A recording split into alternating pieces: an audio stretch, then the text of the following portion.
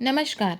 सबसे पहले तो आप सबको बहुत बहुत बधाई, क्योंकि आज भारत का पहला सूर्य मिशन आदित्य L1 लॉन्च हो गया है, जिसे हम अभी डिटेल में देखेंगे। सूर्य की स्टडी करने के लिए पहला भारतीय मिशन है आदित्य L1। पूरी तरह से स्वदेशी तकनीक पर आधारित है। इसमें 7 पेलोड हैं, जिसके जरिए यह सूर्य से जानकारी जुटाएगा। आदित्य L1 को इसरो के द्वारा 2 सितंबर 2023 को सुबह 11:50 पर लॉन्च किया गया।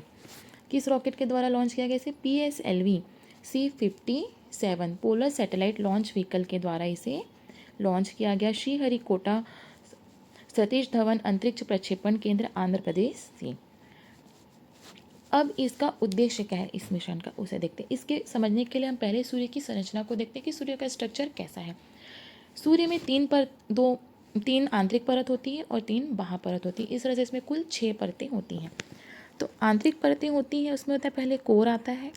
कोर के ऊपर आता है आपका रेडियो एक्टिव जोन, उसके ऊपर आता है आपका कन्वेक्शन जोन, और बाह्य परत में ऊपर में आता है इसमें फोटोस्फेयर, और उसके ऊपर आता है आपका क्रोमोस्फेयर, और सबसे जो बाह्य परत है ये कहलाती है आपकी कोरोना। क्या कहलाती है? कोरोना। तो इस मिशन का उद्देश्य है कि फोटोस्फेयर, क्रोमोस्फेयर और कोरोना का निरीक्षण करना, में सूर्य की बाह्य परतों का निरीक्षण करना, और सूर्य के तापमान और सूर्य से जो पराबैंगनी किरणें अगर निकलती हैं उनका धरती खास करके ओजोन पर कैसे प्रभाव पड़ता है, क्या प्रभाव पड़ता है, इसकी जानकारी जुटाना। ठीक है। सूर्य में बहुत सारे नुकसानदेह जो है सोलर फ्लेम्स निकलती हैं, सौर पवनें, सौर ज्वाला निकलती हैं, और सूर्य में बहुत सारे तूफान आते हैं, जिसका इफेक्ट जो होता है वो पृथ्वी पर पड़ता है। इससे क्या होता है, इन पवनों से, इन तूफानों से जो है एक मैग्नेटिक फील्ड बन जाता है, और उसके कारण पृथ्वी में जो है टेलीकम्युनिकेशन, संचार में बाधा उत्पन्न होती है। तो अगर वो इन सारी चीज़ों को पहले से जानकारी जुटा देगा, पहले से अगर अलर्ट मिल जाएगा, तो हम इन सारी चीज़ों से बच सकते हैं। ठीक है। हमारे फिर जो संचार, टेलीकम्युनिकेशन में जो बाधा आ रही है, उससे हम बच सकते हैं। तो इन सारी चीज़ों को, उद्देश्यों को लेकर के यह मिशन बनाया गया है। यह मिशन जो अपने साथ 7 पेलोड लेकर गया है, जिसमें से VELC सूर्ययान का सबसे ज़रूरी प्राइमरी पेलोड है।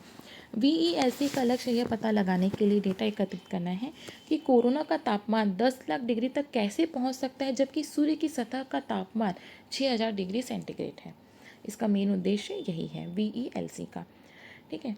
आदित्य L1 जो स्पेस क्राफ्ट है, इसको जो पृथ्वी और सूर्य के बीच L1 ऑर्बिट में स्थापित किया जाएगा। कहाँ पर स्थापित किया जाएगा? L1 ऑर्बिट में स्थापित किया जाएगा, जिसे हम अभी डिटेल में देखेंगे कि L1 ऑर्बिट है क्या। ठीक है। अब हम यहाँ पर आप देखते हैं रॉकेट आपके सामने है PSLV C57। देखिए इसके नीचे में यहाँ पर बूस्टर लगे हुए हैं। क्या लगे हुए? बूस्टर लगे हैं। तो सबसे पहले जो होता है ये बूस्टर स्टार्ट होता है। क्या होता है? बूस्टर स्टार्ट होता है। फिर इसके सामने आप यहाँ पे देखेंगे सारे फ्यूल्स हैं। यहाँ पर क्या होते हैं? फ्यूल्स होते हैं। फिर धीरे धीरे करके फ्यूल्स एक एक चरण में स्थापित मतलब खुलते जाते हैं, और वो फिर रॉकेट जो आगे बढ़ते जाता है। और सबसे ऊपर में है ये आपका पेलोड। यहीं पर आदित्य L1 है, जिसके अंदर जो है 7 पेलोड रखे हुए हैं। क्या है? 7 पेलोड रखे हुए हैं। ठीक है। तो ये आपको समझ में आया। अब हम देखते हैं कि L1 ऑर्बिट क्या है। इसे लैग्रेंज पॉइंट कहते हैं। आदित्य L1 को स्थापित किया जाएगा और यहीं से वह सूर्य की निगरानी करेगा। ये L1 पॉइंट है, यहाँ पर इसे स्थापित किया जाएगा। किसे? आदित्य L1 को। ठीक है। आप देखेंगे सूर्य जो है पृथ्वी से 14.96 करोड़ किलोमीटर दूर है, लगभग 15 करोड़ किलोमीटर दूर है। लेकिन इस मिशन को जो है पृथ्वी से 15 लाख दूर स्थापित किया जाएगा, जो कि L1 पॉइंट है। क्या है? L1 पॉइंट है। हम जो है सूर्य की सतह पर नहीं जा सकते, क्योंकि इसका टेम्परेचर बहुत ज़्यादा है। वहाँ जाएंगे तो हमारा जो आदित्य L1 जो स्पेस क्राफ्ट है वो तो पूरी तरह से जल जाएगा। ठीक है। तो हम वहाँ नहीं जा सकते, इसलिए इसे L1 पॉइंट पर स्थापित किया जाएगा। अभी लैग्रेंज पॉइंट क्या है देखिए। आदित्य L1 को, हाँ और एक बात और कि आदित्य जो L1 जो लॉन्च किया गया है, इसे इस L1 पॉइंट पर पहुंचने में 4 महीने, लगभग 120 दिन लगेंगे। ठीक है। यह अब जो है पृथ्वी की कक्षा की परिक्रमा करते हुए, L1 पॉइंट क्या है? जैसे चंद्रयान गया था। ठीक है। इसकी जो है परिक्रमा करते हुए ये L1 पॉइंट पर पहुँचेगा, और इससे पहुँचने में लगभग 120 दिन, 4 महीने लगेंगे। जब ये पृथ्वी के जो है गुरुत्वाकर्षण क्षेत्र से बाहर आकर वो L1 पॉइंट पर पहुँचेगा। ठीक है। अब ये L1 पॉइंट क्या है, इसे हम डिटेल में देखते हैं। ऐसा पॉइंट है यह एक ऐसा पॉइंट होता है जहाँ पर स्थित किसी वस्तु को न तो सूर्य अपनी ओर खींच सकता है और न ही पृथ्वी उसे अपनी ओर खींच सकेगी, बल्कि वह वस्तु जो है अधर में लग जाएगी। मान लीजिए L1 पॉइंट पर कोई वस्तु है, मतलब हमने स्पेस क्राफ्ट को यहाँ पे स्थापित कर दिया, तो यहाँ पर न तो गुरुत्वाकर्षण, न तो सूर्य की गुरुत्वाकर्षण का प्रभाव पड़ेगा और न ही पृथ्वी की गुरुत्वाकर्षण का कोई प्रभाव पड़ेगा, वहाँ पर वो स्थिर रहेगा। ठीक है, तो ये जो ऐसा जो संतुलन बिंदु होता है इसे ही क्या कहते हैं, लैग्रेंज पॉइंट कहते हैं। क्या कहते हैं, लैग्रेंज पॉइंट कहते हैं। यह एक तरह से जो उपग्रहों का पार्किंग स्थल है, जो सैटेलाइट हम भेजते हैं, स्पेसक्राफ्ट जो भेजते हैं, उसका एक तरह से क्या है, एक पार्किंग स्थल है, उसे हम यहाँ पर पार्क कर सकते हैं। और सूर्य और पृथ्वी के बीच कुल 5 संतुलन बिंदु हैं, मीन्स 5 लैग्रेंज पॉइंट हैं। कौन कौन से, L1, L2, L3, L4, L5। तो इस तरह से 5 लैग्रेंज पॉइंट हैं। अब देखेंगे जो पृथ्वी का चक्कर लगाने के साथ ये पॉइंट पे घूमते हैं। अगर पृथ्वी अभी यहाँ पर है, अगर पृथ्वी यहाँ पर पहुँच जाएगी तो ये उसका L1 पॉइंट हो जाएगा, ऊपर L2 हो जाएगा, तो ये पॉइंट भी घूमते रहते हैं। ठीक है, पृथ्वी के चक्कर लगाने के साथ ही। अब क्वेश्चन ये है कि हमने L1 पॉइंट को क्यों चुना है। इतने सारे पॉइंट हम किसी भी चुन सकते थे, तो हमने L1 पॉइंट को इसलिए चुना है क्योंकि यह 7 दिन 24 घंटे नज़र रखेगा सूर्य पर, ग्रहण के दौरान भी।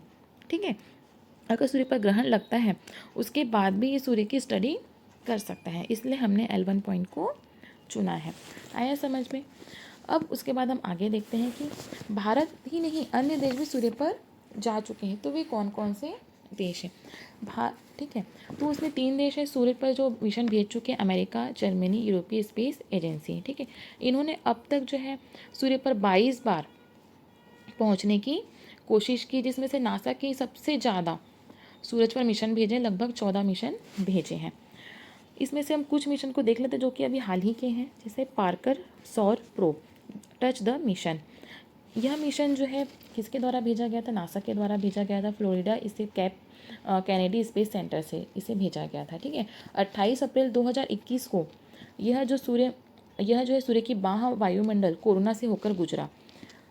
पहली बार किसी मानव निर्मित अंतरिक्ष यान ने सूर्य के कोरोना का छुआ। क्या है, सोचिए 2018 में लॉन्च हुआ था और 2021 में उसने जो सूर्य की बाहर परत जो है कोरोना का छुआ। ठीक है, तो इतना टाइम लग गया उसको पहुंचने में, 3 साल। और यह जो है स्पेस क्राफ्ट आगे बढ़ता जा रहा है क्योंकि इसका मेन उद्देश्य है कि सूर्य के कितने करीब जा सकता है ये पता लगाना, कि वो आखिरी कौन सा पल है जब तक वो सूर्य के करीब, कितना दूर वो सूर्य को टच कर सकता है। मेन इसका ये उद्देश्य है, इसलिए आगे बढ़ता ही जा रहा है, सूर्य के करीब पहुंचता ही जा रहा है। ठीक है, उसके बाद एक शीहे है, यह जो है चीन का पहला सौर अन्वेषण उपग्रह है जो कि 2021 में लॉन्च किया गया जिसे। ठीक है, शीहे जो है सूर्य की देवी है, चाइना में इसे सूर्य की देवी कहा जाता है। तो ये आपको 2 नाम याद रखने चाहिए क्योंकि हाल ही के हैं और हमारा भारत का आदित्य L1 तो है ही। तो यहाँ पर ये जो वीडियो है कंप्लीट होता है। इसके साथ ही अगर आप कंप्लीट इंडियन ज्योग्राफी पढ़ना चाहते हैं और कंप्लीट वर्ल्ड ज्योग्राफी पढ़ना चाहते हैं तो प्लीज़ मेरे चैनल को लाइक, शेयर एंड सब्सक्राइब जरूर कीजिएगा। धन्यवाद।